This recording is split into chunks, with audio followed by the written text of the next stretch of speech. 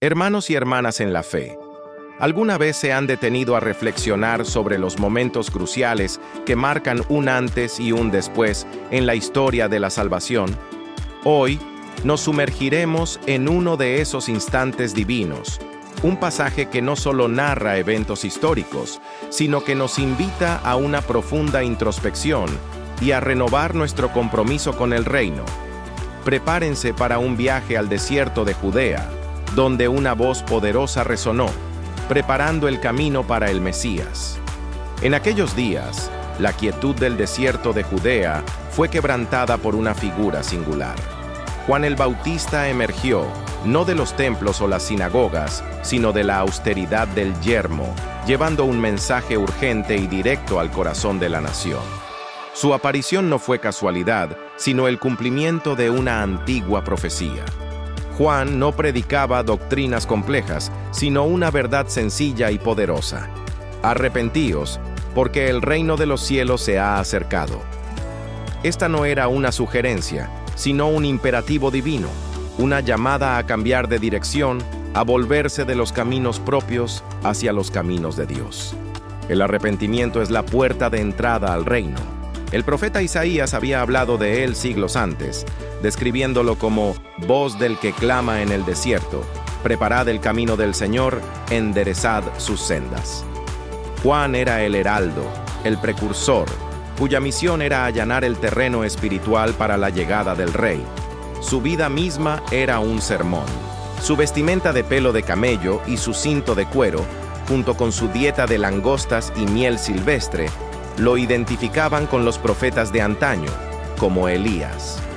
Esta austeridad no era una excentricidad, sino un testimonio de su desapego del mundo y su total dedicación a la voluntad de Dios.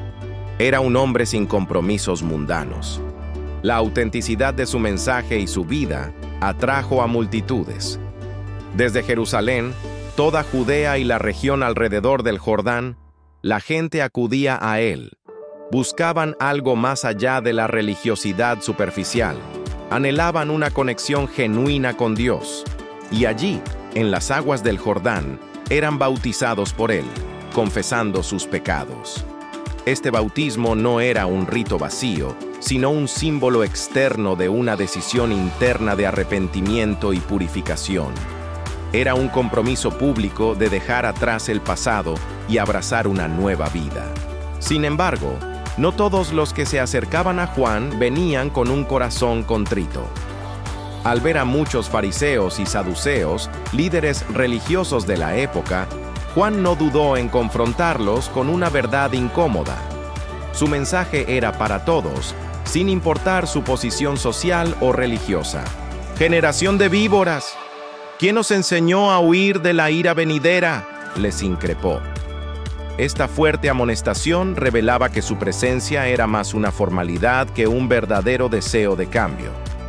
Juan discernía la hipocresía, la falta de sinceridad en sus corazones. No bastaba con presentarse, era necesario hacer, pues, frutos dignos de arrepentimiento. El arrepentimiento verdadero no es solo una emoción o una palabra, sino una transformación que se manifiesta en acciones concretas. Nuestras vidas deben reflejar el cambio que decimos haber experimentado. Juan desmanteló su falsa seguridad basada en la herencia. No penséis decir dentro de vosotros mismos, a Abraham tenemos por padre. La filiación espiritual no se hereda por sangre, sino por fe y obediencia. Dios no está limitado por linajes humanos. Porque yo os digo que Dios puede levantar hijos a Abraham, aún de estas piedras, afirmó.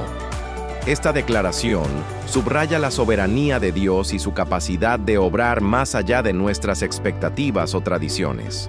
La gracia de Dios es para todos los que creen, no solo para unos pocos privilegiados. La urgencia del mensaje de Juan era palpable. Y ya también el hacha está puesta a la raíz de los árboles. El tiempo de la decisión era ahora. La paciencia de Dios tiene un límite, y la oportunidad de arrepentirse no duraría para siempre. Por tanto, todo árbol que no da buen fruto es cortado y echado en el fuego. Esta imagen poderosa nos recuerda la seriedad del juicio divino. La fe sin obras, la profesión sin práctica, es estéril y no resistirá la prueba. El fruto es la evidencia de la vida. Juan entendía su rol y su limitación. Él bautizaba en agua para arrepentimiento, un bautismo simbólico que preparaba los corazones para algo mucho mayor. Su ministerio era una sombra, un preludio de la realidad que estaba por venir. Pero luego anunció al que venía tras él, a quien consideraba infinitamente superior, cuyo calzado yo no soy digno de llevar, es más poderoso que yo. Esta humildad de Juan es un ejemplo para todos nosotros. Reconocía la majestad y la autoridad del Mesías. Este poderoso Mesías, Jesús, Él os bautizará en Espíritu Santo y fuego. Este es el bautismo que transforma el interior, que imparte vida divina y poder. Es una inmersión en la presencia y la obra del Espíritu de Dios, que purifica y capacita. La imagen del aventador en su mano y la limpieza de la era nos habla del juicio venidero. Jesús no solo trae salvación, sino también separación. Él discernirá entre el trigo y la paja, entre los verdaderos creyentes y aquellos que solo tienen una apariencia de piedad. Y recogerá su trigo en el granero y quemará la paja en fuego que nunca se apagará. Esta es una advertencia solemne y una promesa gloriosa. Los que producen frutos serán preservados, mientras que lo estéril y lo inútil será consumido. La justicia de Dios prevalecerá. En medio de este poderoso ministerio de Juan, ocurrió un evento que cambió el curso de la historia. Entonces Jesús vino de Galilea a Juan al Jordán, para ser bautizado por él. El Hijo de Dios, sin pecado, se acercó al bautismo de arrepentimiento. Juan, conmovido y consciente de la identidad de Jesús, se opuso. «Yo necesito ser bautizado por ti. ¿Y tú vienes a mí?» Era una reacción natural, una expresión de la profunda reverencia que sentía por el Mesías. ¿Cómo podía el siervo bautizar al Señor? Pero Jesús le respondió con una verdad profunda. «Deja ahora, porque así conviene que cumplamos toda justicia». El bautismo de Jesús no era por arrepentimiento de pecado, sino por obediencia y para identificarse con la humanidad pecadora. Era un acto de solidaridad divina. Al someterse al bautismo, Jesús validó el ministerio de Juan y se identificó con el plan redentor de Dios. Él, el Cordero sin mancha, se puso en la fila con los pecadores para cumplir la voluntad del Padre. Su humildad es asombrosa. Y así, Juan le dejó. En ese momento de obediencia, los cielos se abrieron, y Jesús, después que fue bautizado, subió luego del agua, y he aquí los cielos le fueron abiertos. Esta apertura celestial simboliza la comunión restaurada entre Dios y la humanidad a través de Jesús. Entonces, un evento sobrenatural confirmó la identidad de Jesús. Y vio al Espíritu de Dios que descendía como paloma y venía sobre él.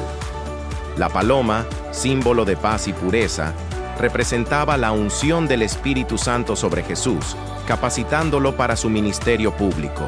Y para sellar este momento trascendental, una voz poderosa resonó desde los cielos. «Este es mi Hijo amado, en quien tengo complacencia». La voz del Padre mismo, testificando la divinidad de Jesús y su aprobación. La Trinidad se manifestó en un solo instante glorioso. Hermanos, este pasaje no es solo una historia antigua, es un espejo para nuestras almas. Hemos respondido al llamado al arrepentimiento genuino, produciendo frutos que demuestren nuestra fe.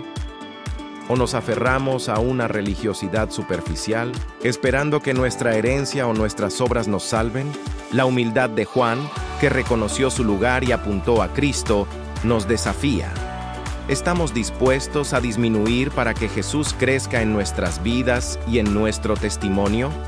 ¿estamos señalando a otros hacia el verdadero bautizador, el que bautiza con Espíritu Santo y fuego? El bautismo de Jesús nos enseña sobre la obediencia y la identificación. Como creyentes, somos llamados a identificarnos con Cristo en su muerte y resurrección a través del bautismo. Es un paso de fe que simboliza nuestra nueva vida en Él. La voz del Padre y el descenso del Espíritu Santo nos recuerdan que Jesús es el Hijo amado, el Mesías prometido. En Él tenemos acceso al Padre y somos capacitados por el Espíritu. Esta es nuestra herencia, nuestra identidad en Cristo. Amados hermanos, que este estudio de Mateo 3:1-17 no sea solo información, sino una chispa para una transformación profunda. Si aún no has experimentado el arrepentimiento genuino y la fe en Jesús, hoy es el día para responder a la voz que clama. Confiesa tus pecados, vuélvete a Él y permite que su Espíritu te bautice y te renueve. Para aquellos que ya han creído, les insto a examinar sus vidas. ¿Están produciendo frutos dignos de arrepentimiento? ¿Están viviendo en obediencia, identificándose plenamente con Cristo y permitiendo que el Espíritu Santo los guíe y los capacite? Que la humildad de Juan y la obediencia de Jesús nos inspiren a vivir vidas que glorifiquen a nuestro Padre Celestial. Busquemos con fervor la plenitud del Espíritu y seamos testigos valientes de su reino.